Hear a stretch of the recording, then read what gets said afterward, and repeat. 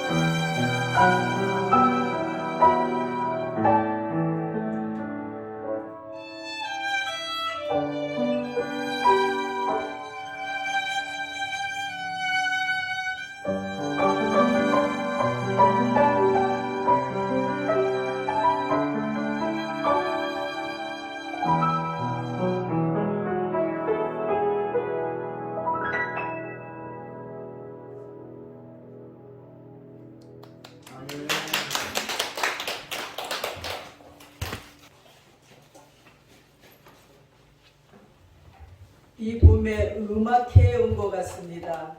너무너무 감사합니다. 네, 인종차별이 심한 때의 이야기입니다. 한 미국 신사가 자기 집 정원에 앉아서 맥주를 한 잔 마시고 있었습니다. 근데 그때 마침 지나가던 인디안이 너무 피곤해 보이고 너무 남난 인디안이 와서는 그 신사에게 빵 좀 달라고 애걸을 했습니다.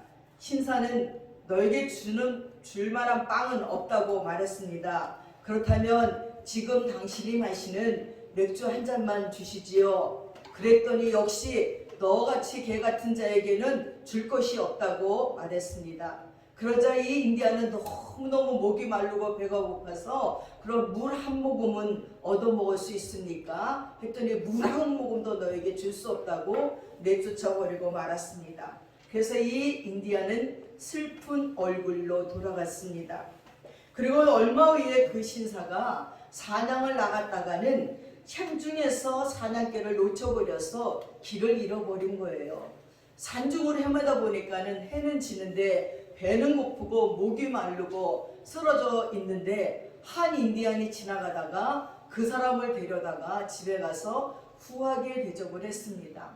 정신을 차리고 보니까 바로 그 인디안이 얼마 전에 자기가 박대하면서 내쫓았던 인디안이어서 뵐 면목이 없어서 고개를 들지 못하고 있는데 그 인디안이 이렇게 말했습니다. 당신이 얼마 전에 나에게 한 것처럼 했더라면 당신은 이미 산중에서 죽어버렸을 것입니다. 하고 말했습니다. 사랑하는 여러분, 우리의 가슴은 이렇게 냉랭한데 어떻게 뜨거워질 수가 있겠습니까? 거룩한 교부들이 마지막 세대를 대해서 이렇게 예언했습니다. 교부들이 말합니다. 우리는 지금까지 무슨 일을 했습니까? 그랬더니 우리는 하나님의 계명을 실천했습니다. 하고 이스키리온 사부께서 말했습니다. 나머지 교부들이 말합니다. 그럼 우리 다음 세대는 무엇을 할까요? 이스키리온 사부가 말하기를 그들은 우리가 한 일의 절반 정도를 성취하기 위해서 노력을 할 것입니다. 라고 대답했습니다. 그들은 그렇다면 그 다음 세대에게는 무슨 일이 일어날까요? 하고 물었어요. 그랬더니 이스키리온 사부가 말하기를 그 세대의 사람들은 아무것도 성취하지 않을 것이며 유혹이 그들에게 임할 것입니다. 그날에는 인정을 받는 사람은 우리들의 교부보다 더 위대한 사람들일 것입니다. 사랑하는 여러분, 그렇습니다. 이 가엾은 시대에 여러분 어떻게 이 유혹 많은 세상에서 믿음을 지키겠습니까? 어떻게 이 혼돈스럽고 공허한 세상에서 믿음을 지키겠습니까? 어떻게 음란과 불법이 성행하고 배신과 거짓이 난무하는 세상에서 계명을 실천해서 마음과 영의 육의 순결을 지키며 사시겠습니까? 온 천지가요 세움이 돋고 꽃이 피는 얼마나 아름다운 계절인지 몰라요. 요즘은 차를 타고 길을 가다 보면 철쭉꽃이 얼마나 이쁜지요. 벚꽃이 그렇게 이쁘게 피다가 지었는데 형형색색의 철쭉꽃들은 또 얼마나 이쁜지. 그리고 하얀 꽃들이 거리마다 하나님은 어떻게 이렇게 놀라울까. 운동하다 보면 풀 한 포기에서도 꽃이 피는데요. 세상에 눈꽃만한 꽃들이 피기도 하고요. 그 꽃을 보고 가노라면 정말 하나님의 만든 세계는 신비롭다. 누가 다 씨를 뿌렸지? 누가 더 저걸 다 가꿨지? 그리고 저들은 어떻게 저렇게 예쁘게 꽃을 피울까? 시궁창에 있어도 피고 돌짝밭에 있어도 피고 어디서나 생명을 움트는 그들을 보면서 정말 신기하고 놀라운 하나님의 사랑에 감동하지 않을 수가 없습니다. 근데 여러분, 우리 가슴은 왜 이렇게 냉랭한가요? 어떻게 이 냉랭한 가슴을 뜨겁게 할 수가 있겠습니까? 이 세대의 사람들은 하나님의 계명을 수 없대요. 이 세대는요, 살인이 난무하는 세상입니다. 미 인디아나주 퍽테스 창고에서 19살 청년이 총기로 8명을 쏴 죽이고 자살을 했어요. 미얀마 군부는 쿠데타를 일으켜가지고는 수없는 사람들을 지금 살상하고 있어요. 그것을 규탄하던 시대를 이끌던 청년을 잡아다가 고문하고 있습니다. 거짓의 대장이 대접받는 세상이고, 창녀들이, 간음자들이 문화라는 이름으로, 예술이라는 이름으로 대접받는 세상입니다. 그래서 한국은 차별금지법을 통과시키겠다고 난리고, 미국은 평등법을 통과시키겠다고 난립니다. 하나님을 거역하고 계명을 범하는 무시무시한 법입니다. 하나님의 계명을 실천하고자 애를 쓰며 살았던 자들을 어리석다 여기는 세대가 됐어요. 이 코로나 사태로 말미암아 그리스도인들이 엄청나게 욕을 먹어요. 목사님들이 얼마나 입에 담을 수 없는 욕을 먹는지 모릅니다. 이 세대는 너무도 악해서 아무것도 성취하지 못해도 사람들에게 그리스도인이라고 인정만 받아도 그 세대의 계명을 실천한 자들보다, 위대한 성자들보다 위대하다는 것입니다. 얼마나 악한 세상에 우리가 살고 있는지 모릅니다. 어떻게 자녀들을 키우시겠습니까? 어떻게 그 음란한 데서 그들을 건져내겠습니까? 어떻게 그들의 머릿속에 들어가 있는 그 5만 가지 불순한 생각들을 예수의 이름으로 정결하게 해서 하나님의 계명을 지키는 자로 만들 수가 있겠습니까? 오늘 본문 말씀에는 주님이 처형된 장소, 예루살렘을 떠나 엠마오로 내려가던 중의 길에서 부활하신 예수님을 만났다는 것이 본문의 줄거리입니다. 주님께서 부활하고 네 번째 이들에게 나타났어요. 다른 제자들은 다 예루살렘에 남아있는데 이 두 제자만 왜 엠마오로 갔을까요? 오스테이 제이라는 신학자는 이렇게 말했습니다. 예수님의 죽음이 수치스러워서 그분을 통해 구원을 얻으려는 희망이 사라졌기 때문이라고 말했습니다. 어떻든 예루살렘을 떠나 엠마오로 내려갔다는 것은 주님의 말씀을 믿지 못한 좌절의 결과이기에 바람직한 일은 아닙니다. 그들은 하나님의 아들이라는 자가 벌거숭이가 되어 짐승처럼 십자가에 못 박히어 그 골고다 언덕에서 높이 높이 들려지는 것을 보았습니다. 그 장면을 보면서 나의 스승이 어떻게 저렇게 죽을 수가 있을까? 수치롭기도 하고 부끄럽기도 했습니다. 예수님을 따라다니며 우쭐대며 모든 소망을 걸었는데 이제 식구들에게 뭐라 그러지? 친구들에게 뭐라고 말했지? 그들은 얼마나 비웃어졌을까? 야, 그렇게 쫓아다니더니 겨우 저렇게 벌거벗기요 힘없이 죽는 자를 너의 신이라고 쫓아다녔다고 비웃을 텐데 하는 마음이 있었을 것입니다. 그래서 저가 정말 하나님의 아들이라면 강도들의 외침처럼 십자가에서 내려와서 자신을 구원하고 자기들을 구원해 주기를 내심 바랬습니다.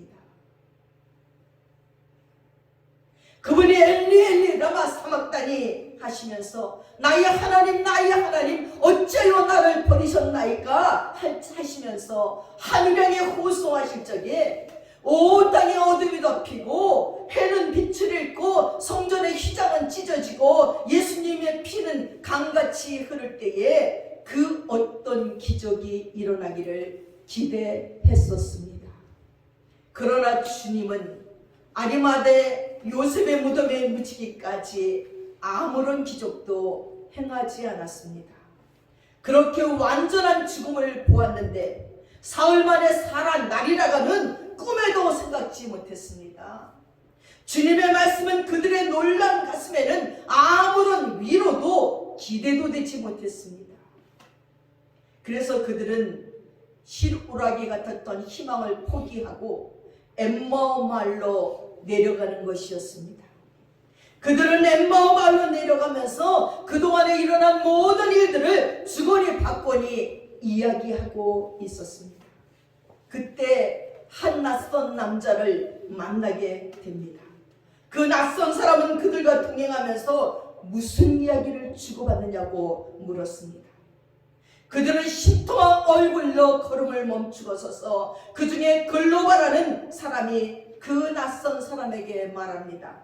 예루살렘에 머물러 있으시면서 이 며칠 동안 거기에서 일어난 이 끔찍한 일을 모른단 말입니까? 하면서 자초지종을 설명하여 주고는 그 낯선 동행인과 함께 엠마오 마을로 들어가 음식을 먹게 되었습니다. 그들은 그때까지 그가 누구인지를 몰랐습니다. 그러나 문제는 헤어진 다음에 일어났습니다. 그들의 눈이 밝아졌어요. 그가 예수인지를 알게 되었습니다. 그들이 예수님을 알아보지 못할 때는 곁에 계시면서 자신이 예수이심을, 부활하신 그리스도이심을 밝혀줬지만 그들의 눈이 밝아져 예수를 알게 됐을 적에 주님은 그들 곁에 계시지 않았습니다. 저는 이 대목을 보면서 생각해 봅니다. 내가 예수를 별로 믿고 싶지 않았을 적에 왜 이렇게 사람들은 내게 와서 예수님 얘기를 하든지요. 예수 믿어야 됩니다. 예수님의 기적의 이야기, 사랑의 이야기를 엄청 들려주더라고요. 그래서 저는 흡출되면서 제가 뭐 대단한 사람인지 알았어요. 목사님도 저에게 굽실대고, 전도사님들도 굽실대고, 장로님들도 굽실대고, 권사님들도 굽실대고, 교회만 가면 잘했다고 등 들여주고 뭐 얼마나 나를 반겨주는지 난 제가 대단해서 그런 줄 알았어요. 그러다가 정말 예수를 만났어요. 내가 예수를 알게 되었어요. 우습게 여겼던 그 예수님이 누구인지 알게 된 그 순간부터 아니 왜 사람들은 나에게 그렇게 떠받들어 주지 않더라고요. 내가 오히려 다른 사람들에게 그렇게 해야 되더라고요. 어떨 때는 너무 치사해요. 예수 믿으라고, 그 영혼이 구원받으라고, 천국 가라고 얘기해 주는데 얼마나 우쭐대고 얼마나 교만하고 얼마나 거만을 떠는지. 그 집 문통에서 배를 눌리며 교회 가지고 아무리 들러도 오지 않고, 주중에는 온갖 것을 사다 바치며 애교를 떨어도 오지 않고, 나중에는 속으로 그렇게 안 믿다가 지옥이나 가라 하고 싶을 정도로 교만을 떱니다. 눈이 어두웠을 때는, 예수를 몰랐을 때는 우리 곁에서 노노의 예수에 대해서 얘기해 주는 사람이 많았는데, 내가 눈을 떠서 예수를 알았을 그때부터는 아무도 안 가르쳐 주더라고요. 그분이 한계에 계십니까? 오히려 이제는 눈먼 자들을 향해 가서 내가 그들에게 가르쳐 줘야 되더라는 것입니다. 이 두 제자도 예수를 알아보지도 못하고, 그분이 바로 그 사건의 주인공인지를 모르고, 오히려 소문에 둔하다고, 정보에 둔하다고 예수를 꾸지랄하며 모든 사람이 다 알고 있는 예수의 죽음을 모르느냐고, 우리는 그가 우리를 구원할 줄 알았는데 맥없이 십자가에 달려 죽었노라고 한숨 쉬면서 이야기했습니다. 낙심으로 절망으로 어두워진 그들에게 성경을 풀어주고 주님의 말씀을 상기시켜주고는 이제 그들이 알았으니 더 계실 이유가 없었습니다. 주님은 또다시 주님의 부활을 의심하는 다른 사람들을 위해서 그곳을 떠나셨습니다. 사랑하는 여러분, 그들의 눈이 어떻게 밝아졌을까요? 사람에게는 두 종류의 눈이 있습니다. 하나는 육체의 눈이고 하나는 영혼의 눈입니다. 육체의 눈은 사물을 보고 산과 하늘을 보고, 그리고 하늘과 땅을 보고, 사랑하는 친구들을 보고, 책을 보고 공부도 하는 눈입니다. 이 눈의 기능은 얼마나 놀랍고 신비로운지 모릅니다.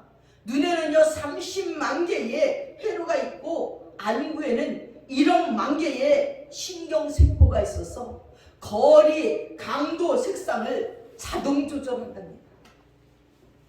파스칼은 말했습니다.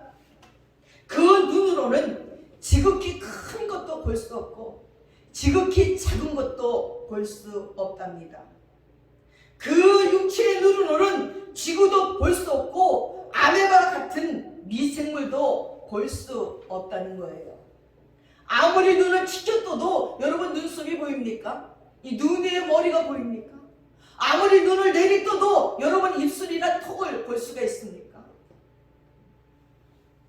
전에 대만에 가서 장개석 박물관에 갔습니다. 이야, 하나님도 놀랐지만 인간도 놀라워요. 쌀 한 톨에 글씨를 써놨는데 까맣게 써놨어요. 아니 뭐 어떻게 쌀 한 톨에, 그래도 이거 누가 들어는 볼 수가 없어요. 아주 그냥 굉장한 현미경을 가지고 봐야 거의 글씨를 쫙 보는데, 야, 이 사람들이 정신 나간 사람들이지 무슨 쌀 한 톨에 이렇게 글을 많이 써놓을 수가 있습니까? 그것도 한문으로. 전 정말 놀랬습니다. 그러나 우리가 가지고 있는 또 하나의 눈이 있다는 거예요. 그 눈은 영혼의 눈입니다. 사랑하는 여러분, 이 영혼의 눈이 있어야지만 하나님을 볼 수 있고 영원한 세계를 볼 수 있어요. 자기 얼굴도 못 보는 눈, 자기 뒷모습도 못 보는 눈으로는 하나님을 볼 수 없고 영원한 세계를 볼 수 없습니다.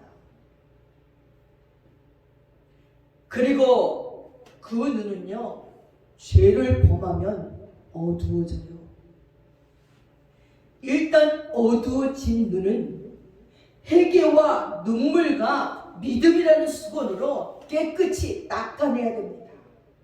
계시록 3장에는 볼로 연단한 금을 사서 부요하게 하고 흰 옷을 사서 입어 벌거벗은 수치를 가리고 안약을 사서 눈에 발라 보게 하라고 했습니다.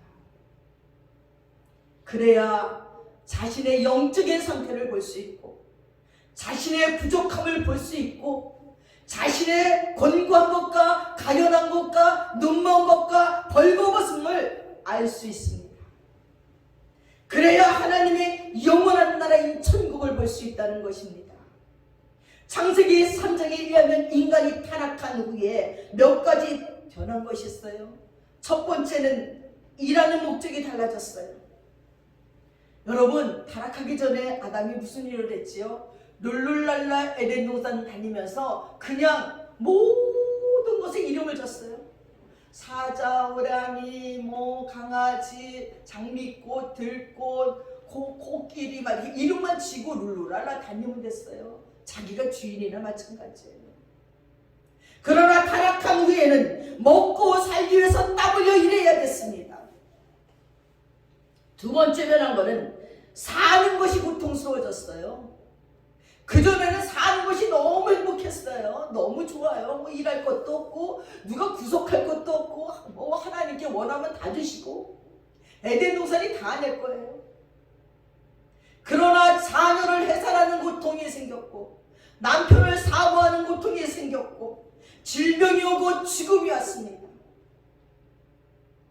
그래서 공부해야 되고 온갖 유학과 싸우느냐고 고통당하고 경쟁 속에서 의기소침을 해야 됩니다. 그전에는 생긴 대로 살면 돼요. 부족하면 부족한 대로, 잘나면 잘난 대로. 지금은 잘난 자들 쫓아다니느냐고 혁격돼요. 다 똑같아야 돼요.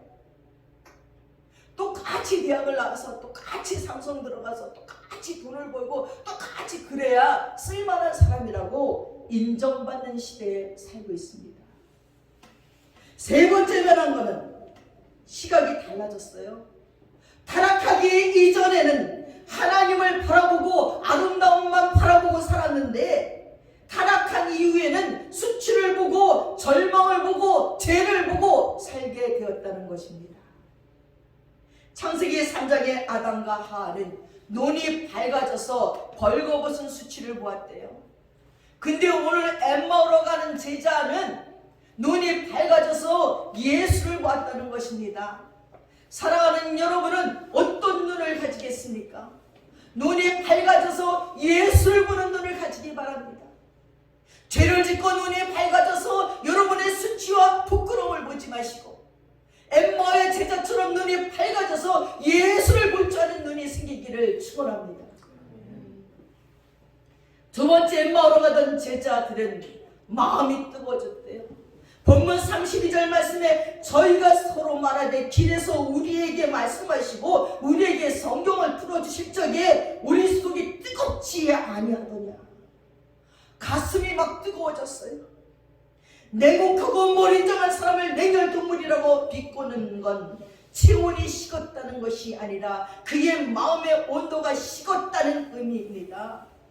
온열 동물가에 속한 사람은 따뜻한 마음을 지닌 사람입니다. 그래서 인정도 있고 감동하지도 않고 괴로우면 울고 기쁘면 손뼉치고 깔깔대는 정서를 가지고 있어요. 여러분, 인간의 몸도요, 온도가 1도만 높아도 암에 안 걸린대요.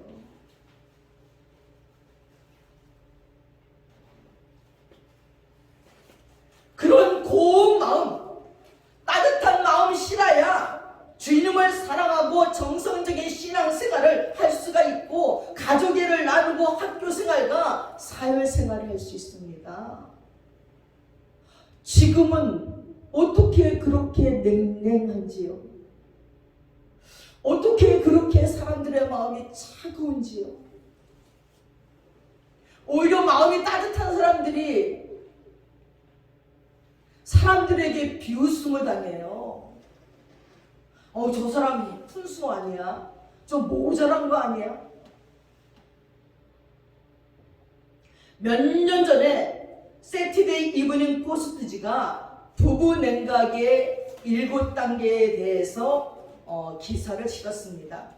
그것은 결혼 후 처음 7년 동안에 아내가 감기에 걸렸을 때의 남편들의 태도에 대해서 적었어요. 결혼한 지 첫 해가 되었을 적에 아내가 감기가 걸렸어요. 그랬더니 남편이 아우 달콤한 솜사탕 같은 사랑, 나는 내 소중한 영인의 건강을 진심으로 걱정했다고. 당신은 악성 포감기에 걸린 것 같소. 그러나 다른 사람에게 옮길까 하는 걱정일랑 하지 마시오. 나는 오늘 오후에 당신을 입원시켜서 종합 건강검진을 받기도 하고 휴식도 취하도록 하겠소. 별로 마음에 들지는 않겠지만 식품점에서 음식을 배달해 주도록 하겠소. 나는 벌써 병원 담당 관리에게 말을 해놓았소 하고 친절히 말해요. 결혼 2년째 감기가 걸렸어요. 이봐 여보, 나는 그 기침 소리를 좋아하지 않아요. 밀러 박사에게 전화를 걸어서 이곳으로 급히 오도록 부탁했어. 자, 착한 소녀처럼 가서 자요. 아빠를 위하듯이. 3년이 됐는데 감기가 걸렸어요. 여보, 눕는 게 좋겠어. 불편할 때는 잠시 쉬는 것보다 더 좋은 것이 없어요. 뭘 좀 들겠어? 통조리 국물은 어떻소? 4년째 됐어요. 여보, 분별이 좀 있어야지. 애들에게 밥 먹이고 설거지하고 마루를 정리한 후에 눕는 게 좋겠어. 결혼한 지 5년 됐어요. 감기가 걸렸어요. 아니 왜 당신은 아스피린을 먹지 않는 거야? 6년쯤 됐습니다. 당신은 전녕 내내 물개처럼 기침을 하느니 보다 양치질을 하든지 어떻게 좀 해보라니까. 7년이 됐어요. 제발 재채기 좀 그쳐. 나에게 폐렴을 옮겨줄 셈이야. 이렇게 냉각되어 가는 부부 사랑이라는 것입니다. 사랑하는 여러분, 마음이 차고해지는 냉혈 동물과에 속한 사람은 감동도 할 줄 모르고 감격을 할 줄도 모릅니다. 여러분, 미국 시애틀에 차를 타고 가다 보면요, 무더운 여름에도 가는데 저기 산이 하나 보여요. 스노우 마운틴, 만년설이 있는 산이에요.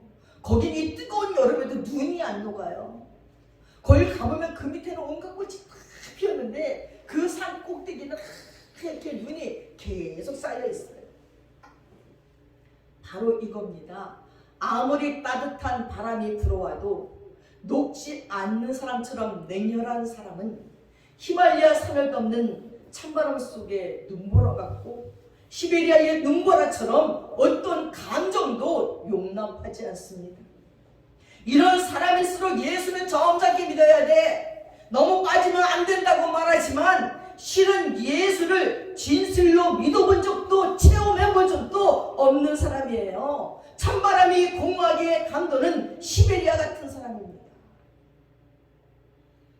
하나님이 사람을 창조하실 때는 사랑할 수 있는 존재로, 훈훈한 정이 넘치는 존재로, 강력하고 감동하는 존재로, 느끼고 깨닫고 행동하는 존재로 만들었습니다. 그러나 사탄의 소리에 귀를 기울이기 시작한 다음부터는 인간의 마음은 냉각되기 시작했습니다. 신앙의 열정과 열기는 식어서 냉혈 동물화해 가는 현상은 사단이 준 선물이라는 것입니다. 우리는 사랑으로 믿음으로 뜨거워져야 됩니다. 냉혈 동물이 되어서는 안 됩니다. 엠마오로 가던 두 제자가 뜨거웠던 이유에는 두 가지가 있습니다. 그 첫 번째는 주님과 함께 거닐었기 때문이에요. 만약에 둘이서만 그 쓸쓸한 항원길을 걸어갔더라면 그들의 마음은 더 차가워지고 그리고 경직되었을 것입니다. 그러나 그들은 주님을 만났기 때문에 춥게 얼어붙은 마음도 녹았습니다.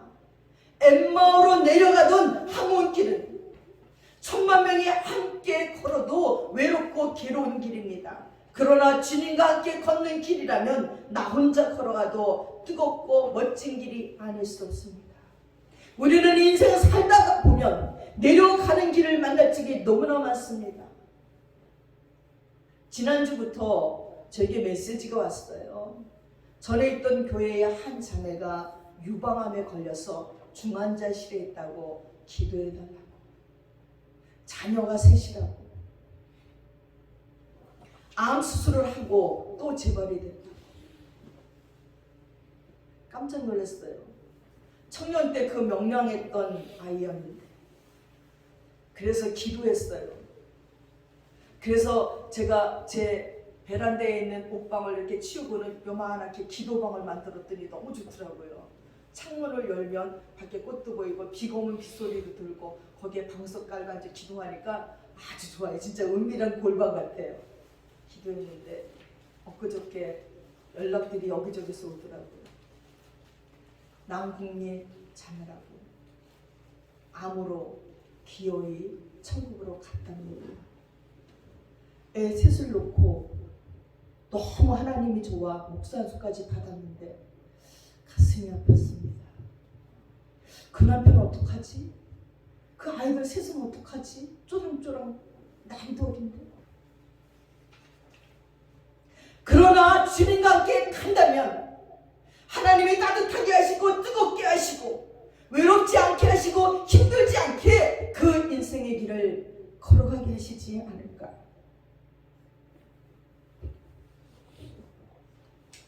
하는 생각이 들었어요.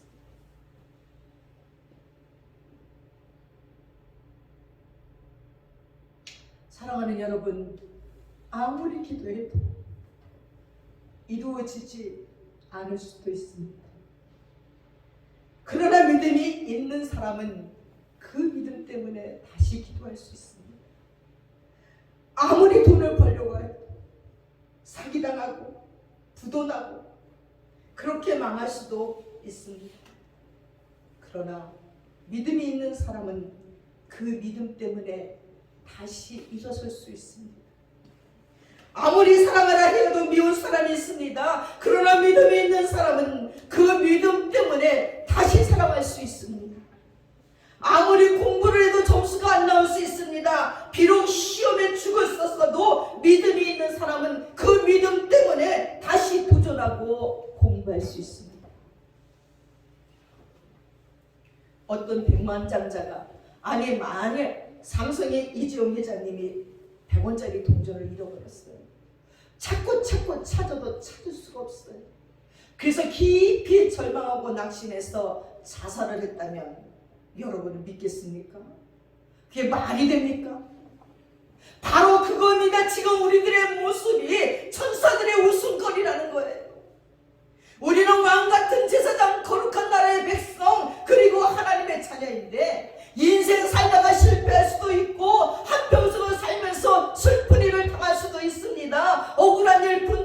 넘어지는 일, 죽고 싶은 일도 있겠지만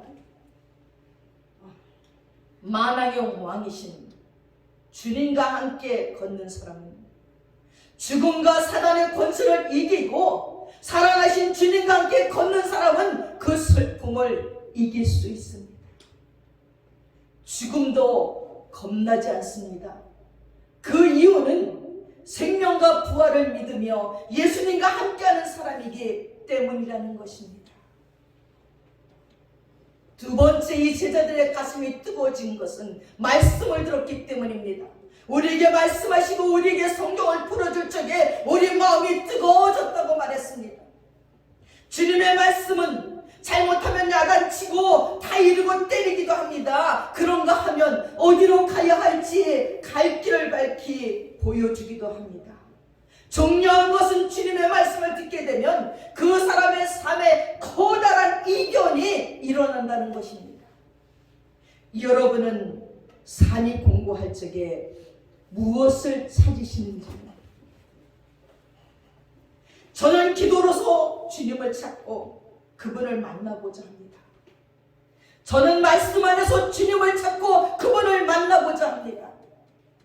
말씀 속에서 주님을 만나서 감격하고 울고 웃으면서 그때로 돌아가시기 바랍니다. 내가 힘들 때마다 말씀은 힘을 주었고, 내가 슬플 때마다 말씀은 위로를 주었고, 내가 외로울 때마다 그 말씀은 주님과 교제케 했습니다. 나 같은 죄인에게 구원의 길을 보여주셨던 말씀의 자리, 기도의 자리로 가셔서 그 감격들을 회상하며 기도드리기 바랍니다. 사랑하는 여러분, 우리는 때때로 크리스찬이라는 울타리로, 하나님의 자녀라는 울타리로, 남편과 아내라는 울타리를, 부모이고 자식이라는 울타리를, 가장이라는 울타리를, 학생이라는 울타리를 벗어던지고 싶을 때가 있습니다. 그러나 우리에게는 울타리가 필요합니다. 가정이라는 울타리, 직장과 일터라는 울타리, 학교라는 울타리, 교회라는 울타리가 속박이 아니라 안정감이라는 것을 아시기 바랍니다. 하나님으로부터 자유하기를 원하시나요?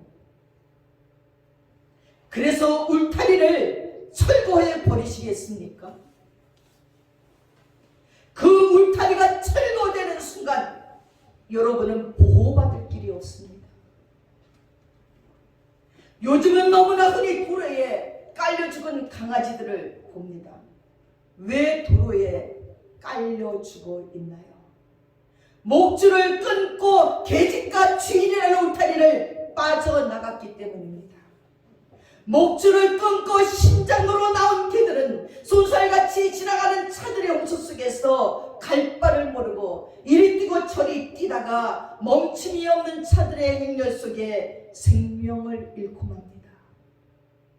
사랑하는 여러분, 우리는 하나님의 말씀의 울타리를 걷어치우지 맙시다.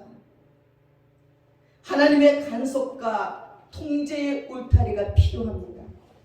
엠마오로 내려가던 두 제자는 말씀이 없었더라면 그들의 영혼은 영원히 식어버리고 말았을 것입니다.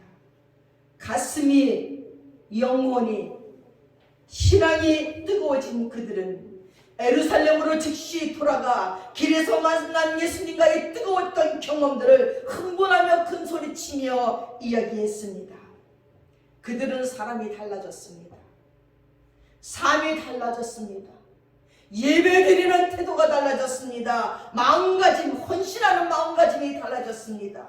주님께 헌금 드리는 마음이 달라졌습니다. 주일을 성수하는 그리고 결단이 달라졌고, 학생은 공부하는 태도가 달라졌습니다. 소극적인 신앙이 적극적인 신앙으로, 차가운 삶이 뜨거운 삶으로, 국률 없는 굳은 마음이 국률의 마음으로, 의욕 없던 삶이 의욕이 넘치는 삶으로 변화가 되는 것입니다. 마음이 뜨겁고 가슴이 뜨겁고 신앙이 뜨거워진 사람들이라야 역사와 세계와 교회를 뜨겁게 만들 수 있습니다. 냉혈 동물이 사는 안타까운 세상을 따뜻하게 할 수 있다는 것입니다. 코로나 팬데믹으로 말미암아 차가워진 가슴들을 그리스도인이라고 불리는 우리가 따뜻하게 하는 자들이기를 축원합니다. 기도하겠습니다. 사랑하는 아버지, 예수를 잃어버리고 엠마오로 절망과 좌절로 내려갔던 제자들에게 예수님 찾아오셔서 그들에게 말씀하시고 그들의 가슴을 뜨겁게 하시고 그들이 다시 힘을 내어 예루살렘에 올라가 주의 말씀을 전하게 하신 능력의 하나님, 우리에게도 찾아오셔서 여러 가지 상황 가운데 차가워지고 절망하고 좌절하는 우리들을 불쌍히 여기셔서 새로운 소망 주시옵소서. 새로운 뜨거움으로 주님과 동행하며 사는 저희들 되게 도와주시고, 기대할 것 없고 소망 없는 이 땅에서 오로지 예수로 말미암아 새로운 기대와 새로운 소망과 새로운 사랑으로 살아갈 수 있도록 우리를 축복해 주시옵소서.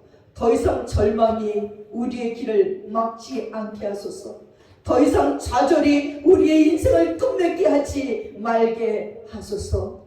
사랑하는 아버지, 당신만이 소망이고 당신만이 길이고 당신만이 진리이고 당신만이 살 길이라는 것을 우리가 알게 해주셔서 주님 앞에 나와 우리의 모든 죄를 통회하며 자복하게 도와주시고, 믿음 없음을 한탄하며 내가 어찌할꼬 가슴치는 자들 되게 도와주시고, 다시 말씀으로 뜨거워져서 우리 영의 눈이 밝아지도록 축복하여 주시옵소서. 감사드리며 예수님의 이름 받들어 기도드렸사옵나이다. 아멘.